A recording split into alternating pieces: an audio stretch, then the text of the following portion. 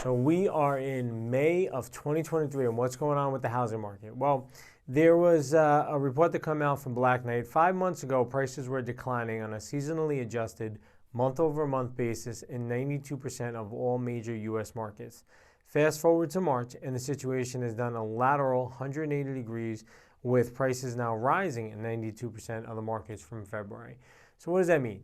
After the rates went to 6% in June, we started to see some price declines throughout the country. Locally, similar, we saw some stabilization where prices were not coming up. They were stabilizing, a little down, a little up, depending on the property. Then in March this year, when all the banking stuff actually happened and rates dropped, we started to see price increases again. So it definitely is a switch from what we thought was going to happen. Seasonally, right in the springtime with that, still strong demand, rates went down, and low inventory has caused some of these markets to increase. So when we look at overall, whether it's a buyer's market, seller's market, neutral market, today it's without a doubt, if there's less than 6 months of inventory on the market, meaning that it would take 6 months to sell our demand or supply, that it's a seller's market. It's definitely a seller's market. We've seen pretty much since about 2012, 13, tiptoeing into that seller's market. For the last 4 or 5 years, definitely has been a seller's market for them. So one of the things that you'll see is that there are a lot of headlines going out about foreclosures, that there's an up in foreclosure filings and stuff. The reality of it is it's just up because there was none a couple of years ago. In the state of New York, it takes probably an average of 4 to 5 years for a property to be foreclosed. Even if there starts to be a massive wave of unemployment or stuff like that, it's going to take a long time for those properties to actually hit the market and hit the docket. So I wouldn't be overly concerned locally with the foreclosure stuff. In other states, it could take a year or two to foreclose. So you may see things a little bit quicker in those markets. But I think in New York, because of the lengthy process, it's going to take a while. And a lot of people think, well, the banks actually want those houses. They don't. The worst thing that they'd want is to own those houses. They want you as a consumer to own those houses and pay them back the money on it. A mild recession starting later this year with a recovery over the subsequent 2 years.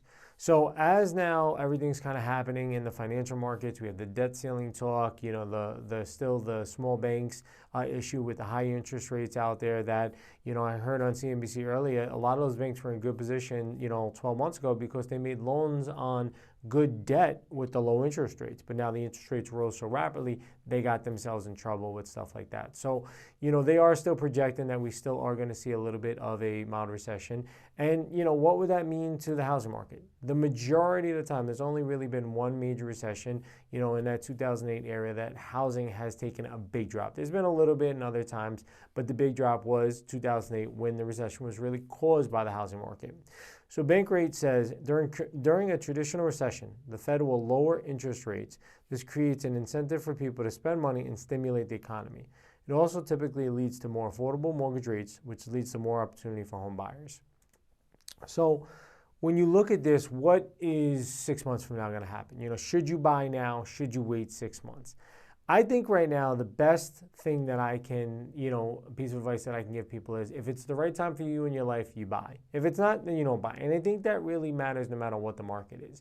If you're going to be in a home for 2 years, unless you really caught the uptrend of the market, honestly, you're probably going to break even or lose some money on the cost between closing costs to buy it, closing costs to sell it. So I think a lot of it really determines what makes sense for you in your life. So if you're buying during a recession, some of the pros are less competition, lower prices, lower interest rates. In our area, we may not see lower prices. Depending on what happens overall with the economy, what rates look like, and the demand, we may still see stabilization or some on the uptrend. Some of the cons are stricter lending requirements. So if you had, a 630 credit score, you may not be able to get that mortgage. Rates may be a little bit higher for you or different things like that. Fewer options available, meaning less homes, so it's going to be a little less lending opportunities, especially if we do see some tightness on credit from the regional banks, and then economic uncertainty. So the best advice that I can give you, whether you should be buying a home now or in a recession or 6 months, whatever the case is, it depends on what's right for you in your lifetime. So it is definitely still the seller's market. We are seeing that still come around. If you're selling your home, definitely look to get things prepared. We help stage our clients' home to get the max amount of money. It really is important of making sure that you present a great product out there if you're trying to maximize the most amount of money. one of the questions that I'll always ask you is what's important to you. We want to find out whether you want to, get some things together to maximize the value, or do you want to just sell as is?